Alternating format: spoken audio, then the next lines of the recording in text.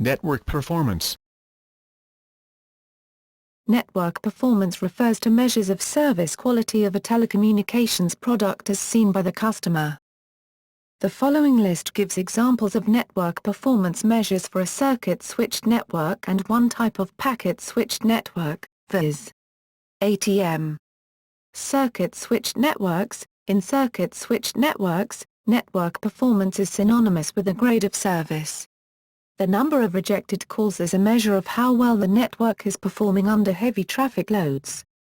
Other types of performance measures can include noise, echo and so on. ATM, in an asynchronous transfer mode, ATM, network, performance can be measured by line rate, quality of service, CoS, data throughput, connect time, stability, technology, modulation technique and modem enhancements. There are many different ways to measure the performance of a network, as each network is different in nature and design. Performance can also be modeled instead of measured.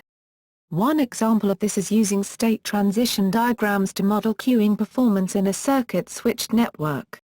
These diagrams allow the network planner to analyze how the network will perform in each state, ensuring that the network will be optimally designed. Performance measures. The following measures are often considered important. Bandwidth, commonly measured in bits second, is the maximum rate that information can be transferred. Throughput, the actual rate that information is transferred. Latency, the delay between the sender and the receiver decoding it. This is mainly a function of the signal's travel time, and processing time at any nodes the information traverses. Jitter, variation in the time of arrival at the receiver of the information. Error rate, the number of corrupted bits expressed as a percentage or fraction of the total sent. A common misunderstanding is that having greater throughput means a faster connection. However, throughput, latency, the type of information transmitted, and the way that information is applied all affect the perceived speed of a connection. Bandwidth. The available channel bandwidth and achievable signal-to-noise ratio determine the maximum possible throughput. It is not generally possible to send more data than dictated by the Shannon-Hartley theorem. Throughput. Throughput is the number of messages successfully delivered per unit time. Throughput is controlled by available bandwidth, as well as the available signal-to-noise ratio and hardware limitations. Throughput for the purpose of this article will be understood to be measured from the arrival of the first bit of data at the receiver, to decouple the concept of throughput from the concept of latency. For discussions of this type, the terms throughput and bandwidth are often used interchangeably. The time window is the period over which the throughput is measured. Choice of an appropriate time window will often dominate calculations of throughput, and whether latency is taken into account or not will determine whether the latency affects the throughput or not. Latency. The speed of light imposes a minimum propagation time on all electromagnetic signals. It is not possible to reduce the latency below, where s is the distance and cm is the speed of light in the medium. Other delays also occur in intermediate nodes. In packet-switched networks, delays can occur due to queuing. Jitter. Jitter is the undesired deviation from true periodicity of an assumed periodic signal in electronics and telecommunications, often in relation to a reference clock source. Jitter may be observed in characteristics such as the frequency of successive pulses, the signal amplitude, or phase of periodic signals. Jitter is a significant, and usually undesired, factor in the design of almost all communications links, for example, USB, PCIe, SATA, OC48. In clock recovery applications it is called timing jitter. Error rate. In digital transmission, the number of bit errors is the number of received bits of a data stream over a communication channel that have been altered due to noise, interference, distortion or bit synchronization errors. The bit error rate or bit error ratio, BER, is the number of bit errors divided by the total number of transferred bits during a studied time interval. BER is a unitless performance measure, often expressed as a percentage. The bit error probability P is the expectation value of the BER. The BER can be considered as an approximate estimate of the bit error probability. This estimate is accurate for a long time interval and a high number of bit errors. Interplay of factors. All of the factors above, coupled with user requirements and user perceptions, play a role in determining the perceived fastness or utility of a network connection. The relationship between throughput, latency, and user experience is most aptly understood in the context of a shared network medium, and as a scheduling problem. For systems that are heavily dominated by either latency or throughput considerations. Algorithms and protocols. For some systems, latency and throughput are coupled entities. In TCP/IP, latency can also directly affect throughput. In TCP connections, the large bandwidth delay product of high latency connections, combined with relatively small TCP window sizes on many devices, effectively causes the throughput of a high latency connection to drop sharply with latency. This can be remedied with various techniques, such as increasing the TCP congestion window size, or more drastic solutions, such as packet coalescing, TCP acceleration, and forward error correction, all of which are commonly used for high-latency satellite links. TCP acceleration converts the TCP packets into a stream that is similar to UDP. Because of this, the TCP acceleration software must provide its own mechanisms to ensure the reliability of the link, taking the latency and bandwidth of the link into account, and both ends of the high-latency link must support the method used. In media access control, MAC, layer, performance issues such as throughput and end-to-end delay are also addressed. Different performance models have been developed and applied for performance analysis. Examples of latency or throughput-dominated systems. Many systems can be characterized as dominated either by throughput limitations or by latency limitations in terms of end-user utility or experience. In some cases, hard limits such as the speed of light present unique problems to such systems and nothing can be done to correct this. Other systems allow for significant balancing and optimization for best user experience. Satellite telephony. A telecom satellite in geosynchronous orbit imposes a path length of at least 71,000 kilometers between transmitter and receiver, which means a minimum delay between message request and message receipt, or latency of 473 milliseconds. This delay can be very noticeable and affect satellite phone service regardless of available throughput capacity. Deep space communication. These long path length considerations are exacerbated when communicating with space probes and other long-range targets beyond Earth's atmosphere. The Deep Space Network implemented by NASA is one such system that must cope with these problems. Largely latency-driven, the GAO has criticized the current architecture. Several different methods have been proposed to handle the intermittent connectivity and long delays between packets, such as delay-tolerant networking. Even deeper space communication. At interstellar distances, the difficulties in designing radio systems that can achieve any throughput at all are massive.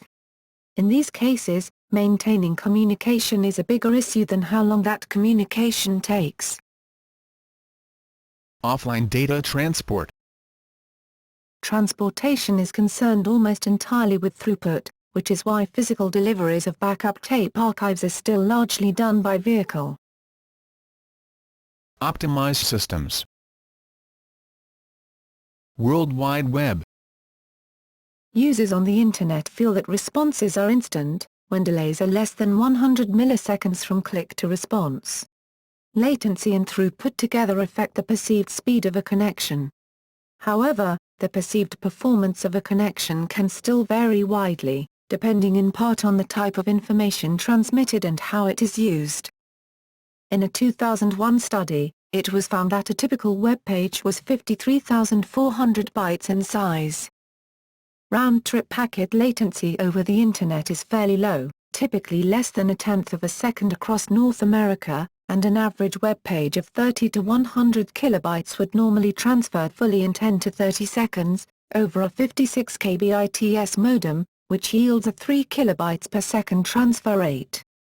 If a user had to wait 10 to 30 seconds to see anything, after every web page click, it would be intolerable.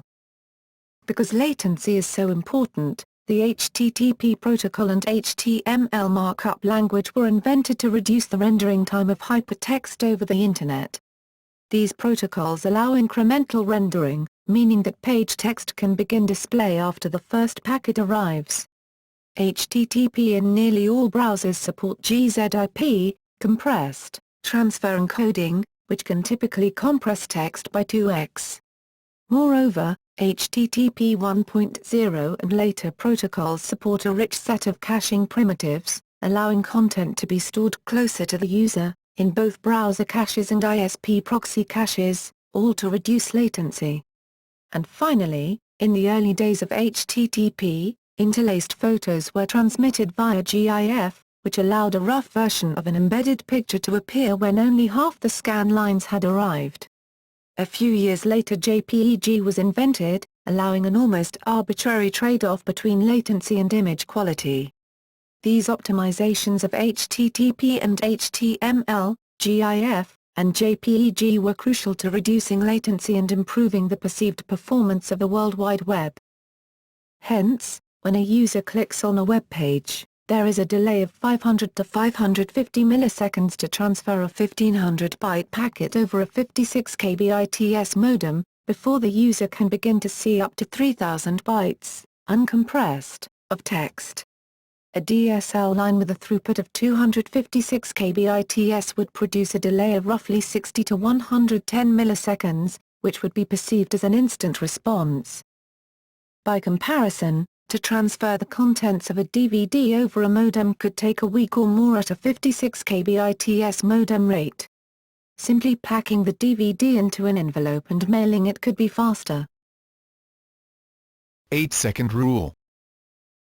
A June 2001 Zona research report entitled The Need for Speed 2 found that the average web user will wait about 8 seconds for a page to download, but that current average download time across backbone connection on most websites is almost 10 seconds.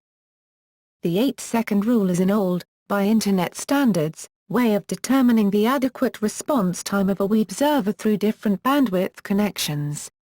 It specified that if the load time of a web page exceeds 8 seconds, users are unlikely to wait, or stick around, for its completion. In order to increase the stickiness of a website, faster ways to deliver the content to the user needed to be devised. These included stripping away unnecessary HTML code and using fewer images. It is generally believed that this rule no longer applies, since a much higher percentage of Internet users now have broadband available, making almost every website load up much faster, in some cases in less than a second.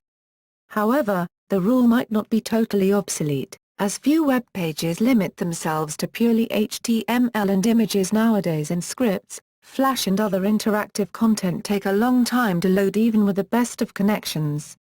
Anyhow, the rule has remained as a rough unit to measure the performance of a web server. Online gaming.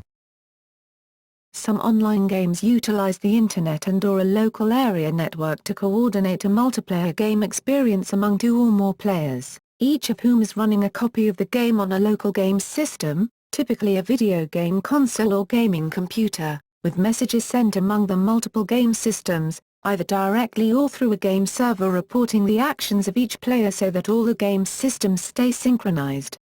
If the nature of the game is such that the game's local action cannot proceed until it synchronizes with one or more remote game systems, then the latency of the Internet and/or LAN will accordingly delay the responsiveness of a game system.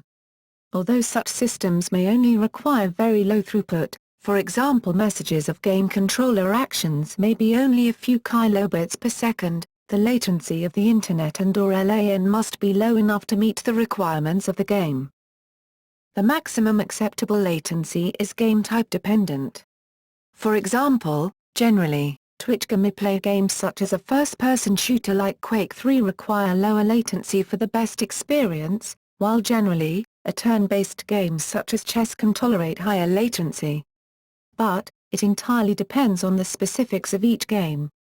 For example, fast chess is a turn-based game that may have low latency requirements. And, in the case of Twitch games, some games can be designed such that only events that impact the outcome of the game are subject to synchronization latency, allowing for fast local response time most of the time.